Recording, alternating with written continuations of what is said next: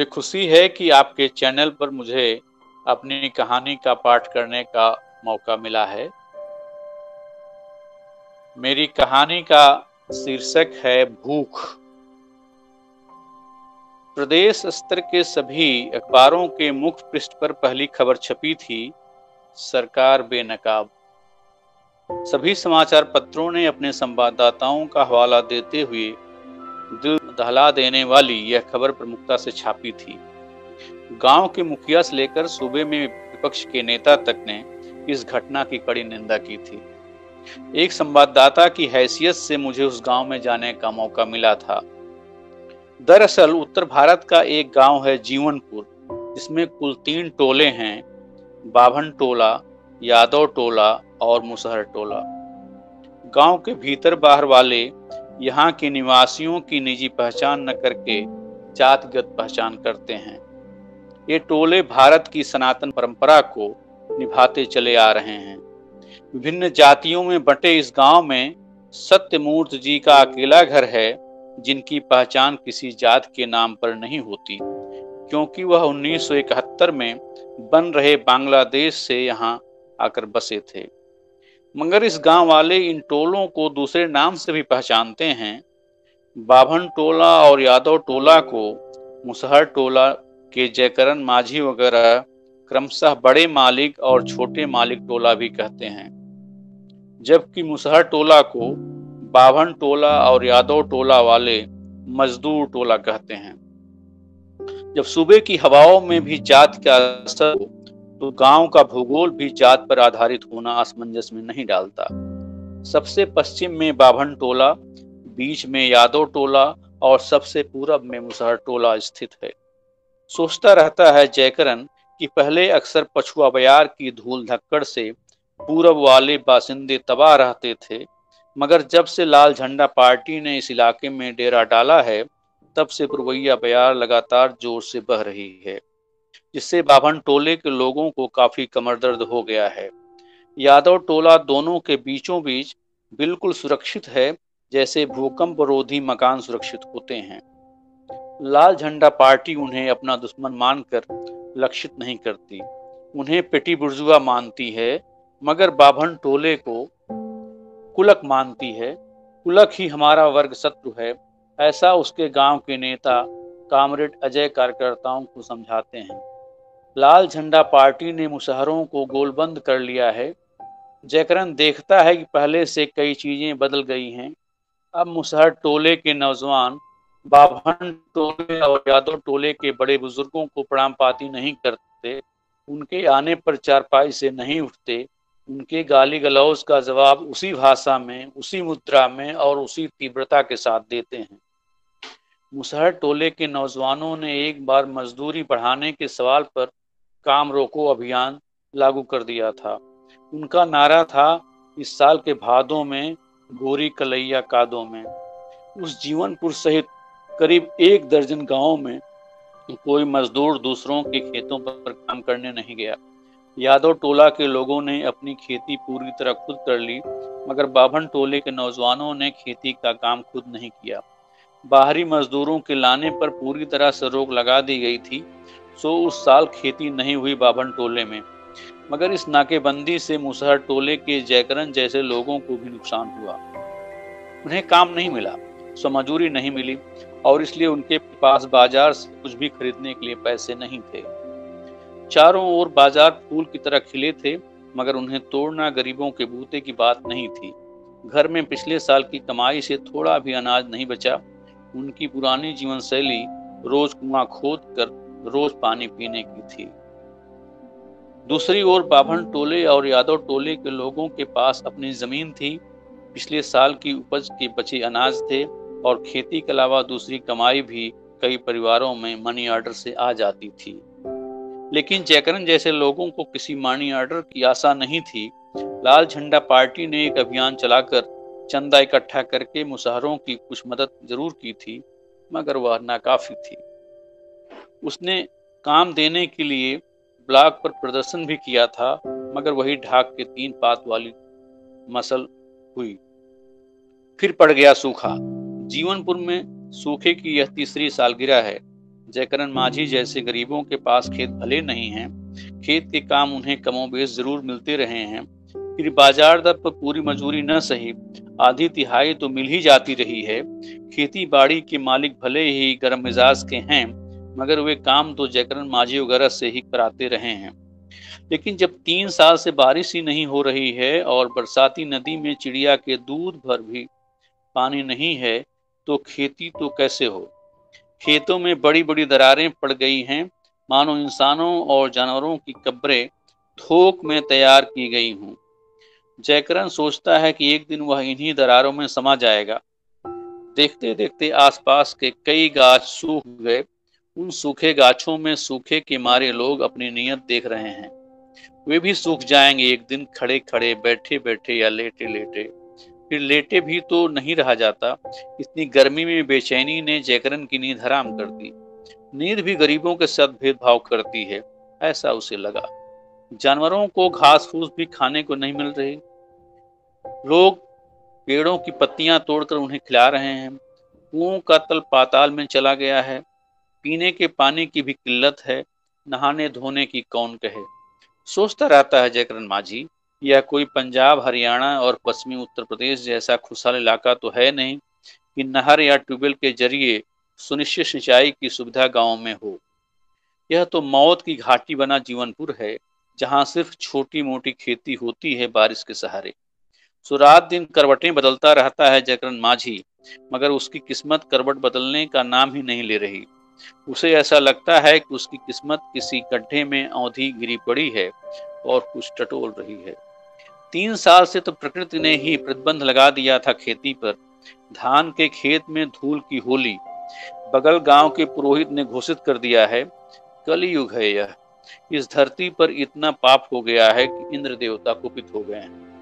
मगर इससे हटकर जयकरण माझी याद करते हैं गोविंद भाई की बात। जलवायु बदल रही है क्योंकि वनों का नाश हो गया है। धरती पर जहरीली गैस की मात्रा बहुत बढ़ गई है। कार्बन या ऐसा ही कुछ बढ़ने की बात वह कह रहा था, याद करता है जयकरण माझी। सूखे की मार झेल रहे मुसहर टोले के कई जवान दिल्ली, पंजाब, हरियाणा, मुंबई वगैरह कमाने के लिए चले गए। उनमें से कुछ को बेहतर मजदूरी वाला और कुछ को अपना पेट पालने भर काम। मगर जयकरण सहित कुछ परिवारों से सिर्फ बूढ़े, बच्चे या महिलाएं थीं जो काम करने में बाहर नहीं जा सकती थीं। सो उन्होंने बकरी और सूअर पालना शुरू किया। उनके बच्चे बकरी का दूध पीकर गुजारा करते। जयकरण माझी टोले के सबसे बुजुर्ग आदमी हैं। 5 वर्ष पहले उनका इकलौता बेटा एक बस दुर्घटना में मर गया था, जिसकी याद में वह तड़पते रहते हैं। सो घर में उनकी विधवा पतोहू और उसके 3 छोटे छोटे बच्चे हैं। कमाने वाला कोई नहीं है। पहले विधवा पतोहू भी काम करती थी, मगर 1 साल से वह गठिया बीमारी से बुरी तरह पीड़ित है। उसके अपने पैरों से चलकर दिशा मैदान जाना भी मुश्किल हो गया है। जयकरण माझी ने घर के खाने खर्च के लिए बारी बारी से अपने 5 सूअरों को बेच दिया। उससे खाने पीने का जुगाड़ कुछ दिनों तक हुआ, मगर उस बिक्री के पैसे भी एक दिन खत्म हो गए। अब करे तो क्या करे जयकरण माझी। आखिर वह एक दिन कई बागों में घूम घूम कर आम की गुठलियां खोज कर लाया। उन्हें फोड़कर और पीसकर उसने पानी और नमक में उबाल कर लपसी तैयार की। पूरे परिवार ने उसे 3 दिनों तक थोड़ा थोड़ा करके खाया। इससे उनके पेट की आग कुछ बुझ गई। एक दिन बकरी ने भी दूध देना बंद कर दिया।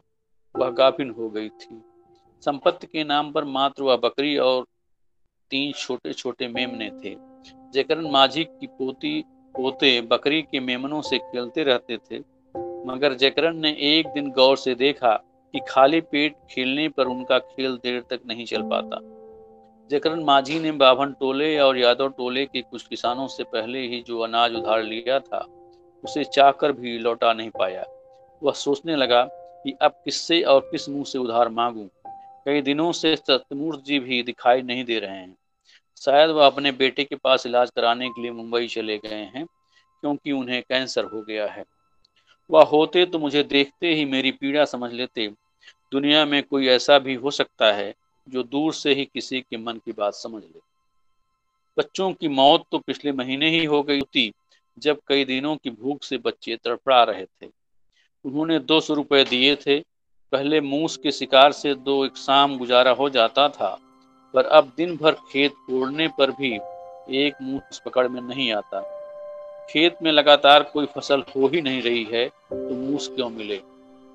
शायद यह इलाका छोड़कर वे अन्य की खोज में दूसरी जगह भाग गए हैं, मगर हम तो ऐसा भी नहीं कर सकते। अपाहिज पतोहू और अबोध पोती पोते को छोड़कर हम जाएं तो जाएं कहाँ? मैं जिस गगरी में हाथ डालता हूँ, वही छूछी मिलती है। सो अब बकरी और उसके तीनों मेमनों को बेचने का फैसला मैंने कर लिया है। जब अगले दिन एक खरीदार चिकवा बकरी और मेमने लेने के लिए जयकरण माझी के द्वार पर पहुंचा और सौदा पड़ जाने के बाद रस्से में बांध कर उन्हें ले जाने लगा, तो उसकी पोती पोते जोर जोर से रोने लगे। उन सभी ने मेमनों को अपनी अपनी गोद में उठा लिया। वे उन्हें चूमने लगे, हाथ से सहलाने लगे और उनकी नकल करके म्या म्या बोलने लगे। जयकरण माझी बच्चों को समझाने लगे, तुम सबके लिए खूब बढ़िया सा खसी लाएंगे, बड़ी बड़ी सींगों वाला, चौड़े माथे वाला और घुंघराले बालों वाला। ये तो छोटे छोटे हैं, किसी से लड़ भी नहीं सकते। मगर बच्चों की दुनिया बिल्कुल अलग थी। जयकरण की झूठी दिलासा बच्चों को अपने पक्ष में नहीं कर सकी। उसकी सबसे छोटी पोती ने कहा, मुझे तो छोटा बच्चा ही प्यारा लगता है। कितना मीठा बोलता है, कितना उछलता है, कितना सीधा साधा है। मुझे बड़ा बड़ा खस्सी नहीं चाहिए, मैं इसे किसी को नहीं दूंगी। यह सुनकर जयकरण को बहुत गुस्सा आया। उसने अपनी पोती पोते को झिड़का और दो दो चटकने लगा दिए, मगर थोड़ी देर में उनकी आंखों में भी आंसू आ गए। उसने अपना घर देखा। उसका खपड़पोश मकान विधवा विलाप सा कर रहा था। सिवाय सुराखों के, बांसों बल्लियों से गिरते घुन के और दीवारों से गिरती मिट्टी की परतों के और कुछ नहीं था। मगर तब भी वे सब उसे घर ही कहने को मजबूर थे। घर के ढांचे से निराश होकर वह फिर अपनी पोती पोते के सिर सहलाने लगी। फिर भी बच्चों ने उन मेमनों को अपनी गोद से जाने नहीं दिया। सो लाचार होकर जयकरण ने खरीदार चिकवा से मेमनों के लिए हुए रुपए उसे लौटा दिए। सिर्फ बकरी ही बिकी 200 रुपए में। घर का माहौल गमगीन हो गया। जयकरण हताशा और गुस्से में कांप रहा था। उसे लगा कि उसका घर जोर जोर से हिल रहा था, मानो भूइंडोल आ गया हो। सारे बच्चे रोने लगे। बच्चों की रुलाई में उसकी माँ को भी रुला दिया। कुछ देर तक वह अपने को रोके रही, फिर वह रोते रोते कहने लगी, हे भगवान, तूने हम लोगों को जन्म क्यों दिया? जब हमें मुंह और पेट दिया है, तो हमारे खाने का जुगाड़ क्यों नहीं करता? हे दाता राम, जब तू हमें खाने को नहीं देता, तो हमारा प्राण क्यों नहीं हर लेता? मगर भगवान ने तत्काल ना तो खाने का जुगाड़ किया और न यमराज को भेजकर उनकी जिंदगी का खाता ही बंद किया। सरकार और समाज ने माना, यही नियति है। जयकरण ने उसारे से पतोहू की ये डरावनी बातें सुन ली। वह अंदर से कांप गया मौत का नाम सुनकर। उसके भीतर एक हचका सा लगा कि जीवनपुर अब मरणपुर होने वाला है। सो वह भागकर बाभन टोले में गया। दिन भर वह दर्जनों दरवाजों को खटखटाता रहा। एक ने कहा, क्या हुई तुम लोगों की नाकेबंदी? हम लोगों को सताओगे तो ऊपर वाला तुम्हें भी सताएगा। मालिक, वह तो लाल झंडा पार्टी का सामूहिक फैसला था। हम लोग तो बराबर काम करते रहे हैं, भले हमें कम मजूरी मिली। अच्छा, तो अब पूरी मजूरी लो। रस्सी जल गई मगर ऐंठन नहीं गई। तो टूक जवाब मिला। फिर पूरे गांव का उसने चक्कर लगाया। वह दया की भीख नहीं बल्कि उधार चाहता था। आखिर में जब आशा का सूरज अस्त होने वाला था, तभी साल भर में ड्योढ़ा चुकाने की शर्त पर महाजनी का काम करने वाले एक बाभन से वह एक बोरी में 20 किलो मकई का दाना उधार पा गया और फिर उससे बच्चों की मदद से उठा लिया। घर में आए दाने देखकर बच्चों की आंखों की रोशनी दुगनी हो गई। दानों को देखकर मौत का भूत दबे पांव भाग गया। छिपते सूरज की लालिमा में जयकरण को भोर की किरण सी दिखाई पड़ी। तवे पर बालू में जयकरण ने मकई के दानों को भूंजा। बड़े बड़े फूले हुए लावे उसकी आंखों के धुंधलेपन को अनोखी चमक में बदल दिए। जयकरण, उसकी पतोहू और बच्चों ने भरपेट लावा चबाया। भूख और नमक के साथ ने उसका स्वाद चौगुना कर दिया। पेट में दाने जाने के बाद जयकरण को फिर जिंदगी नई नवेली दुल्हन सी लौटती हुई दिखी। उसने सोचा कि धीरे धीरे किसी तरह अब बेड़ा पार लग जाएगा और उसके परिवार का कोई भी सदस्य भूखा नहीं मरेगा। मगर बगल के पड़ोसी और चचेरे भाई सीताराम मांझी को ताजा भूजे हुए लावे की गंध ने भीतर से बेचैन कर दिया। सीताराम ने एक बार सोचा कि वह जयकरण से मकई के दाने उधार मांग ले, मगर उसे शंका हुई कि जयकरण का परिवार खुद कई दिनों से भूखा रहा है, तो एक भूखा परिवार दूसरे भूखे परिवार को कोई दुर्लभ चीज कैसे देगा। सीताराम के घर का चूल्हा एक हफ्ते से नहीं जला था। वह देर तक सोचता रहा। उसने अपने को जोर से डांटा, धत, चौथेपन में चोरी। भूख से रात में उसे नींद नहीं आई। पेट की आग होली की तरह धधकने लगी। भूख और जमीर की लड़ाई सांप नेवले की तरह देर तक चलती रही कि भूख ने उसे चोरी करने के लिए आखिर में मजबूर कर दिया। वह आधी रात को चुपके से अपने बिस्तर से उठा और अंधेरे में जयकरण के आंगन में कूद पड़ा। वह काम खास मुश्किल नहीं था, क्योंकि उसके आंगन की एक तरफ की दीवार कम ऊंची थी और धीरे धीरे वह गल कर और नीची हो गई थी। कई दिनों की फाका कसी के बाद पेट भरने के कारण जयकरण का समूचा परिवार घोड़े बेचकर सो रहा था। सीताराम को जयकरण के घर के भीतर का पूरा हुलिया पहले से पता था। वह आंगन से धीरे धीरे दरवाजे में चला गया, जहां एक बोरी में मकई के दाने रखे थे। एक बार उसने पूरी बोरी उठा ले जाने का मन बनाया, लेकिन अचानक फिल्म की रील की तरह उसके सामने बड़े भाई जयकरण का चेहरा कौंध गया। फिर सीताराम ने सोचा कि पूरी बोरी ले जाने से उस पर शंका बढ़ सकती है और खोजबीन करने पर उसकी बदनामी और दुर्दशा भी हो जाएगी। फिर लेने के देने पड़ेंगे। वह समाज में मुंह दिखाने लायक भी नहीं रहेगा। इसके अलावा उसने बड़े भाई जयकरण के बारे में भी सोचा। उसने उसमें से आधा ही अपने गमछे में बांधा और बाकी दानों को बोरी में ही छोड़ दिया। फिर वह आहिस्ता आहिस्ता आंगन की दीवार फांद कर बाहर निकल आया। अगले दिन जयकरण सुबह उठकर दिशा मैदान के लिए पूरब के तालाब पर चला गया। उसका मन बिल्कुल हरा भरा सा था। उसे लगा कि पतझड़ के बाद वसंत जरूर आता है और उसकी जिंदगी में भी आएगा। वह वहां मिले लोगों से खूब हंस हंस कर बतिया रहा था। एक जमाना गुजर जाने के बाद उसे जमानों से हंसी मजाक सूझ रहे थे। वहां से लौटने के बाद जयकरण अपने घर के भीतर घुसा तो उसकी निगाह बरबस बोरी में रखे मकई के दानों की ओर चली गई। मकई के दाने बोरी में कुलबुला रहे थे, मानो कह रहे हों कि हमारे भाइयों को कौन ले गया, उस खोजबीन करो उनकी। जयकरण ने उस बोरी को घूरा तो उसका माथा ठनका। बढ़ती उम्र और अनुभव के कारण उसे ताड़ते देर नहीं लगी कि किसी ने उस बोरी में से कुछ दाने जरूर निकाले हैं। वह एक एक करके अपने पोती से गहरी पूछताछ करने लगा। पहले उसने नरमी दिखाई, मगर कोई फल नहीं निकला। फिर वह रात के तवे सा गर्म हो गया। सभी बच्चों के कान मेटने के बाद उसने उठक बैठक करवाई, मगर तब भी कोई फल नहीं निकला। फिर उसने उन सबको मुर्गा मुर्गी बनवाया, फिर भी कोई फल नहीं निकला। वह हैरान हो गया। तभी उसके मन में यह विचार आया कि हो सकता है उसकी पतोहू ने कुछ दाने बच्चों से छुपाकर कहीं सुरक्षित रख दिए हों। वह उससे भी इस बाबत पूछताछ करने लगी।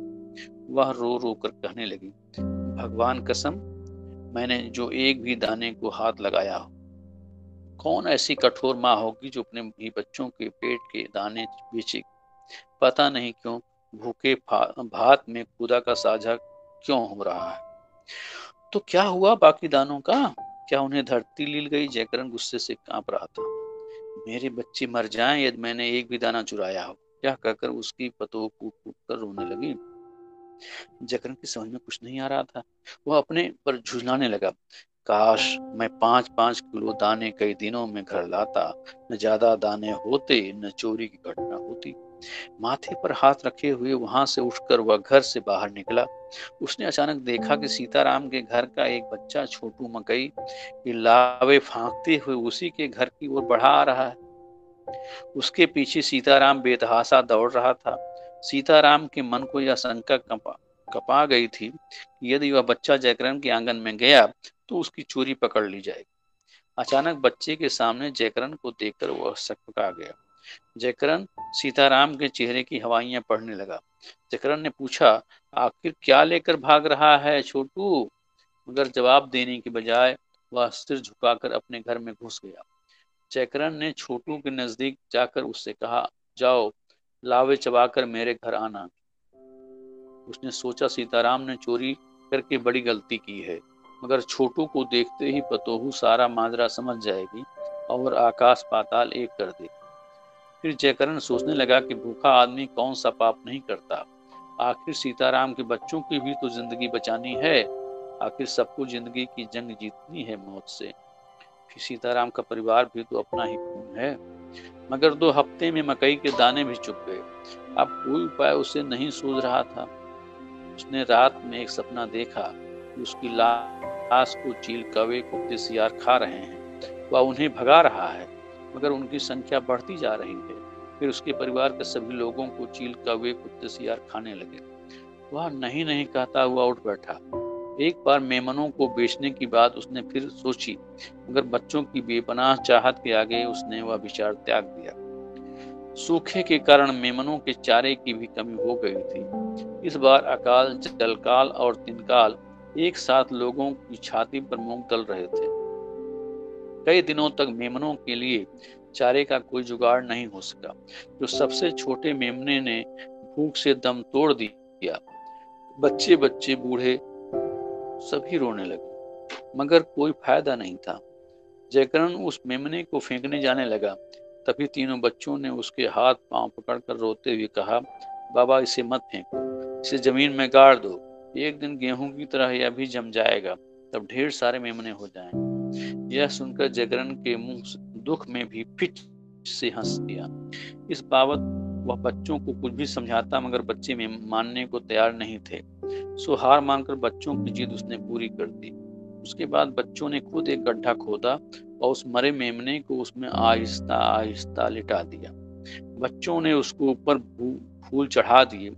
उसके बाद मिट्टी से आहिस्ते से उसे ढक दिया। फिर उस मिट्टी को उन सभी ने अपने आंसुओं से सींच दिया, जिससे नमी पाकर अंकुर जल्दी निकले, ऐसा बच्चों का विश्वास था। अगले दिन जयकरण ब्लॉक गया। वहां उसने काम पाने के लिए ग्राम सेवक और बीडीओ साहब से भी भेंट की। बीडीओ ने कहा, यदि आपको काम करना हो तो आवेदन देने पर 15 दिनों में काम मिल जाएगा। मिट्टी की सड़क बनानी है, मगर इस बुढ़ापे में आप जैसे लंगड़े से कोई काम कैसे होगा? सारी मजूरी बेकार हो जाएगी। अन्नपूर्णा योजना में आपका लाल कार्ड बनवा देते हैं। बीडीओ ने ग्राम सेवक को लाल कार्ड बनवाने की कार्रवाई का निर्देश दिया। ग्राम सेवक, मुखिया और बीडीओ के बीच दौड़ते दौड़ते जयकरण थक गया, मगर आशा की पहली डोर के सहारे वह जीता रहा। इसी बीच एक दिन वह ब्लॉक में था तो बीडीओ ने जयकरण की समस्या बाल विकास परियोजना अधिकारी से बताई। उन्होंने रास्ता निकाला। जीवनपुर में आंगनबाड़ी केंद्र स्वीकृत है। वहां के मुखिया का एक चेला उसे चला रहा है। यदि जयकरण अपने मुसहर टोले के लोगों से दस्तखत करा दे कि 6 महीने से बच्चों को खिचड़ी, हलवा वगैरह मिला है, तो उसे 20 किलो चावल मिल जाएगा। जयकरण कुछ देर चुप रहा, मगर जब बीडीओ ने इशारा किया, उसने धीरे से हामी भर ली। उसने सोचा कि कोई न कोई तो ऐसा करेगा ही मजबूरी में। बाद में वही ब्लॉक पर जयकरण ने हाथ और पैर की सभी उंगलियों से कई ठप्पे लगा दिए। मजमून बाद में तैयार कर लिया परियोजना अधिकारी ने। जयकरण को थोड़ी देर में 10 किलो चावल मिल गया और बाकी बाद में देने का आश्वासन मिला। वह किसी तरह चावल लेकर घर पहुंचा। घर पर पतोहू ने चावल देखा तो वह खुशी से उछल पड़ी, मगर बच्चे उसे दिखाई नहीं दिए। थोड़ी देर में उसकी पोती पोते वहां आ गए और बोले, बाबा अभी अभी हम लोग तालाब के पास से आ रहे हैं, अभी तक मेमना नहीं उगा है। हम लोगों ने ऊपर से 1 लोटा पानी वहां डाल दिया है, जिससे जल्दी अंकुर निकले। यह सुनते ही जयकरण हंसने लगा और बोला, अब वह मेमना कभी नहीं उगेगा। यह सुनकर बच्चे निराश हो गए। फिर जयकरण ने चावल को धोकर उबाला और सभी को परोस दिया। भात और नमक से पेट भर गया सबका। सभी ने कई बार डकारें ली। बच्चों ने दोनों मेमनों को बचा कुचा चावल खिलाया और पानी पिलाया, मगर अब चारे की समस्या बहुत गंभीर हो गई। सूखे और उबलती गर्मी से सारी घासें जल गईं। मेमने कमजोर हो गए और एक दिन बाकी दोनों मेमने भी मर गए। उन्हें भी बच्चों ने मिट्टी में गाड़ दिया और उसके ऊपर 1 लोटा पानी डाल दिया। अगले दिन जयकरण फिर ब्लॉक गया और लाल कार्ड के बारे में वह दरियाफ्त करने लगे। ग्राम सेवक ने उससे समझाते हुए कहा, तुम्हारा लाल कार्ड चम्मन साव की दुकान पर है, वहीं जाओ और अपना अनाज ले लो। जयकरण सिर पर पांव रखकर भागा। चम्मन साव मोटी चमड़ी के आदमी थे। उन्होंने जयकरण को देखते ही कहा, मैंने तुम्हें बुलाने के लिए तुम्हारे गांव के 3 लोगों से संदेश भिजवाया था, मगर अब तुम आए जब राशन खत्म हो गया है। खैर कोई बात नहीं, 2 हफ्ते बाद आकर राशन ले जाओ, मगर तब तक हम लोग क्या खाएं? जयकरण के सब्र का बांध टूट गया। तो हम कहां से पैदा करें चावल गेहूं? मेरा गोदाम खुला है, अपनी आंखों से तुम खुद देख लो। यह कहते हुए चम्मन साव ने गोदाम का किवाड़ खोल दिया और सचमुच वहां अनाज नहीं था। फिर जयकरण ने अपना लाल कार्ड चम्मन साव से मांगा। वह जिंदगी के उस आस को देखना चाहता था, छूना चाहता था और सीने से लगाना चाहता था, मगर चम्मन साव कच्चा खिलाड़ी नहीं था। उसने तुरुप का इक्का चल दिया। फूस के घर में लाल कार्ड कहाँ रखोगे? फिर कोई उसे चुरा लेगा तो अनाज की सुविधा से हाथ धो लोगे। यहाँ सबका कार्ड सुरक्षित रखा है। सप्लाई इंस्पेक्टर साहब जब भी जांच में आते हैं तो लाल कार्ड भी चेक करते हैं। तब तुमको खोजने हम कहाँ कहाँ जाएंगे? फिर इस बुढ़ापे में बुलाने पर तुमको आने में तकलीफ होगी कि नहीं? अब जयकरण के पास कोई जवाब नहीं था। वह 15 दिनों के बाद आने पर अनाज पाने की आशा को पगुराते हुए वहां से चल दिया। कुछ दिनों के बाद पहले वाला चावल खत्म हो गया। भूख से ज्यादा खाया जाता है या चावल ही कम था, इसे जयकरण नहीं समझ सका। न तो परियोजना अधिकारी से बकाया चावल मिला और न चम्मन साहब की दुकान पर पूर्ण योजना का गेहूं चावल आया। सो जयकरण निसहाय हो गया। उस रात जोर का तूफान आया। हवा, धूल, बादलों की गर्जना और बिजली की चमक से अमावस की रात और भयावह हो गई। घर में खाने को कुछ भी नहीं था। जयकरण ने पूरी ताकत लगाकर सीताराम सीताराम कहकर कई बार पुकारा, मगर उस अंधड़ में कुछ सुनाई नहीं दिया। जयकरण का छप्पर हवा में उड़ गया। वह बचाओ बचाओ कहता रहा, मगर कोई नहीं आया। शायद किसी ने उसकी आवाज नहीं सुनी, अथवा सभी को उस तूफान में पहले अपने को बचाने की पड़ी थी। बच्चों ने उसे एक लोटा पानी दिया, मगर पानी पीते ही वह उल्टी करने लगा। उसने खाने के लिए कुछ मांगा, मगर माटी पानी के अलावा कुछ भी नहीं था। उसे खून की उल्टियां होने लगी और आखिर में उसने दम तोड़ दिया। उसकी पतोहू और बच्चे रो रो कर बेहाल हो गए। अगले दिन सुबह सीताराम ने गांव वालों की मदद से किसी तरह उसका क्रियाकर्म किया। एक दो पड़ोसियों ने थोड़ा भात बच्चों को दे दिया। वे नमक भात खाए और सो गए। अगले दिन बच्चे भूख से बिलबिलाने लगे। माँ की आंखें भूख के बढ़ते आकार प्रकार को देखकर डर गईं। अब बाभन टोला और यादव टोला से कोई सूद पर भी अनाज या रुपए देने को तैयार नहीं था। पहले वाला महाजन तगादा करने आ गया था, मगर मौत देखकर वह चुप रह गया। मगर एक दिन उसने जयकरण के घर वाली जमीन पर अपने बकाये के नाम पर कब्जा कर लिया। सो उससे मांगने का अब सवाल ही नहीं था। मुसहर टोला कुछ देने लायक नहीं था। वे पहले अपना पेट किस तरह भर लेते। सो रात में बड़ा लड़का अपने बिस्तर से धीरे से उठा। उसने समूचे उजड़े घर में खोजा, मगर एक दाना भी नहीं मिला। उसने अपने हाथ में एक भगोना, एक खुरपी, एक छुरी ली। उसने सोचा कि यदि कोई उसे देख लेगा तो पकड़ लेगा। सो अपने मुंह पर कपड़ा बांधकर वह चुपके से उस जगह पर गया जहां हाल में दोनों मेमनों को गाड़ा गया था। उसने कब्र पर से खुरपी से धीरे धीरे मिट्टी निकाली। तभी उसका हाथ कांपने लगा। वह रुककर दम भरने लगा। फिर कुछ देर बाद उसने गड्ढे से मेमनों को निकाला। वह सूख रहे थे। उसने अपने आंसुओं से उनका स्वागत किया। उसे लगा कि मेमने यूं म्या म्या कर रहे और घर चलने को कह रहे हैं। फिर उसने मेमनों को अपने भगोने में धीरे से रखा और कपड़े से ढक दिया। इस दौरान वह हाँफने लगा, मानो वह किसी बड़े अखाड़े में मौत से कुश्ती लड़ रहा हो। उसे लगा कि वह मौत से जूझ रहा है, लेकिन किसी भी कीमत पर मौत को हरा कर ही दम लेगा। फिर वह धीरे से वहां से घर की ओर चल दिया। थोड़ी देर में अपने घर पहुंचकर उसने चूल्हा जलाया। उसने मेमनों को धोकर काटा और चूल्हे पर मेमनों का मांस पकाना शुरू किया। आग की गर्मी और मांस की गंध पूरे घर में जोर से फैल गई। उसके छोटे भाई बहन चूल्हे के आसपास बैठ गए। उसकी माँ भी थोड़ी देर में आ गई। एक बार उसने सोचा कि वह मांस खाना ठीक नहीं, मगर कोई उपाय न देखकर वह चुप ही रही। उधर बच्चों की सूनी आंखों में उस रात एक अजीब चमक आ गई। जब मांस पककर तैयार हो गया तो बड़ा भाई छोटे भाई बहन को प्रेम से खिलाने लगा। खाते खाते सबसे छोटे भाई की आंखें मूंदने लगी। बड़े भाई और बहन ने उसे उठाकर लिटा दिया। सोचा पेट भरने पर बहुत दिनों के बाद उसे गहरी नींद आई है।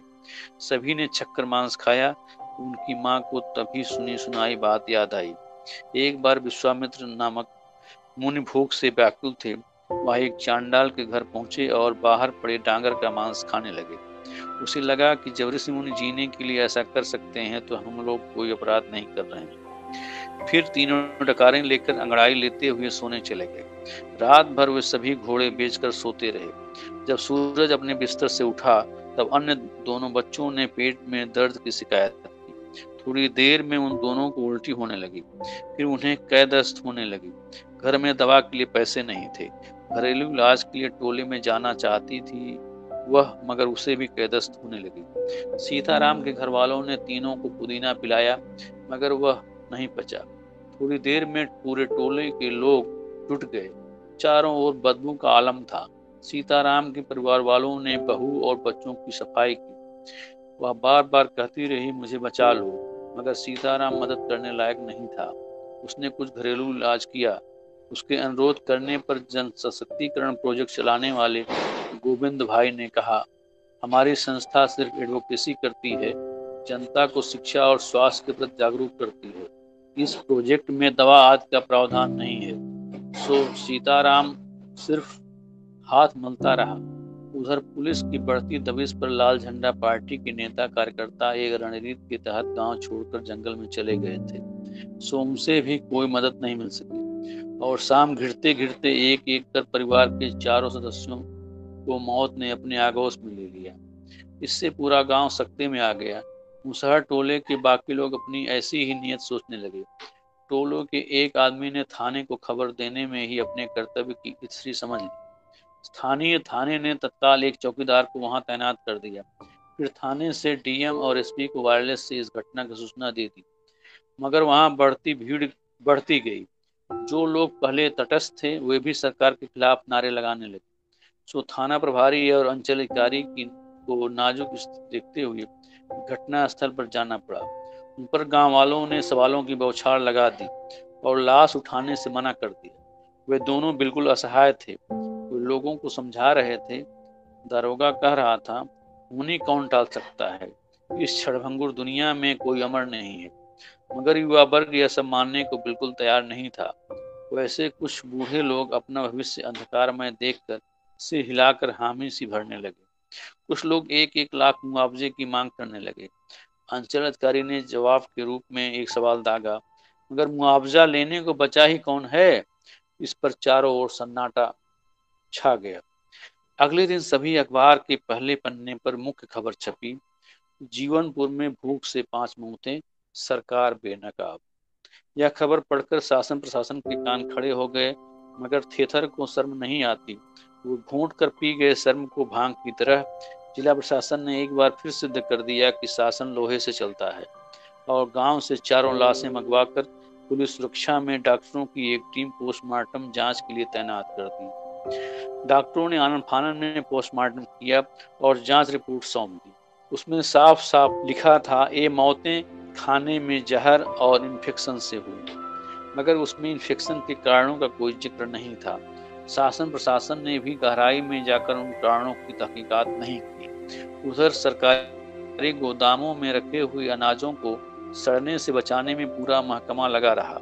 संविधान उकड़ू बैठा था, मगर तरह तरह के सवाल गांव के लोग बार बार कर रहे थे। सूबे की न्यायप्रिय सरकार के मौखिक आदेश का तहे दिल से पालन करते हुए उसी शाम को जिलाधिकारी ने सभी अखबारों को जो खंडन भेजा वह अगले दिन छप गया। डॉक्टरों की पोस्टमार्टम रिपोर्ट के अनुसार जीवनपुर में हुई 5 मौतों का कारण खाने में जहर और इन्फेक्शन है। इस प्रकार ये मौतें भूख से कतई नहीं हुई हैं। प्रशासन आम नागरिकों के सर्वांगीण कल्याण के लिए कटिबद्ध है। राज्य सरकार के निर्देशानुसार किसी भी व्यक्ति को भूख से नहीं मरने दिया जाएगा। सरकार का साफ निर्देश है कि यदि किसी पंचायत में भूख से कोई मौत होगी तो उसके लिए उस ग्राम पंचायत के मुखिया को पूर्णतः जिम्मेदार माना जाएगा।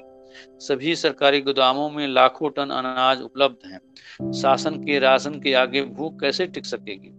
भूख से मरने की खबर पूरी तरह भ्रामक एवं निराधार है। मगर यह खंडन पढ़ सुनकर ठठाकर हंस रहा है जीवनपुर का बूढ़ा और विशाल पीपल का गाछ।